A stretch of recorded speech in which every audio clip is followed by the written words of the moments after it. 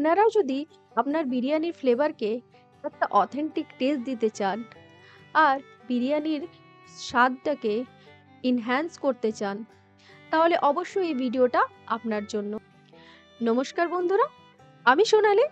আপনাদের সবাইকে স্বাগত জানাই জাস্ট রান্না বাই সোনালির পক্ষ থেকে। আজ আমি এসে গেছি হোমমেড বিরিয়ানি মশলার রেসিপি নিয়ে। তাহলে চলুন দেখে নেওয়া যাক এই হোমমেড বিরিয়ানি মশলার রেসিপিটি।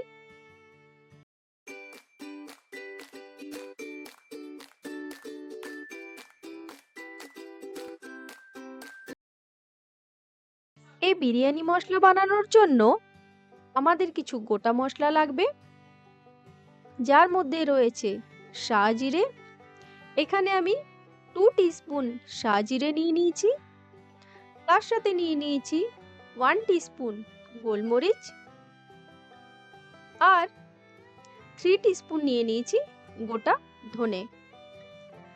তার সাথে নিয়ে নিয়েছি এখানে আমি 2 টিস্পুন জিরে, যে নর্মাল জিরে ইউজ করি আমরা। আর সাথে আছে 7 থেকে 8টা শুকনো লঙ্কা।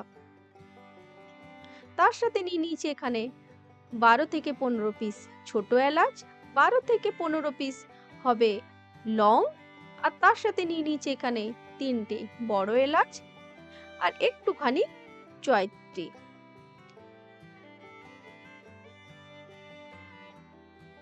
আর 2 পিস নিয়ে নিয়েছি এখানে আমি দালচিনির টুকরো।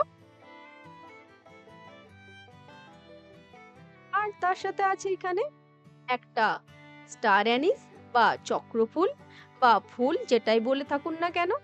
তার সাথে নিয়ে নিয়েছি এখানে 4 পিস তেজপাতা। আর এখানে আছে একটা জায়ফল।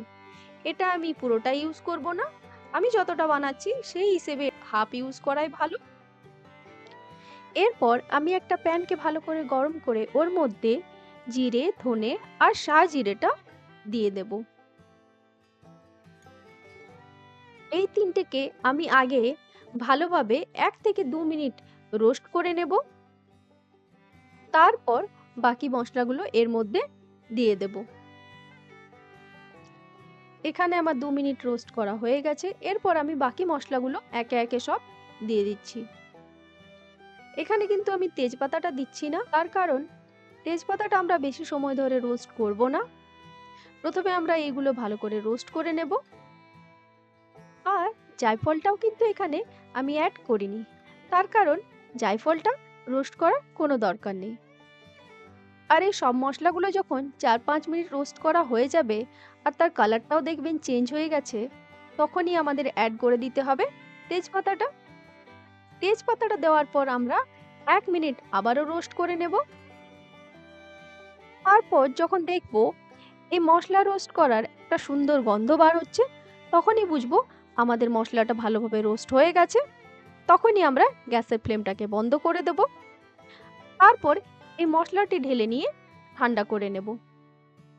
মশলাটি ঠান্ডা হয়ে গেলে আমরা একটা গ্রাইন্ডিং জার নিয়ে মশলাটাকে গ্রাইন্ড করে নেব। তার আগে অবশ্যই অ্যাড করে দেব হাফ জায়ফল। আমরা কিন্তু জায়ফলটা রোস্ট করেছিলাম না।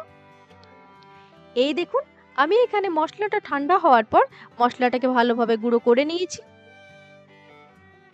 তাহলে তৈরি হয়ে গেল আমাদের বিরিয়ানি মশলা।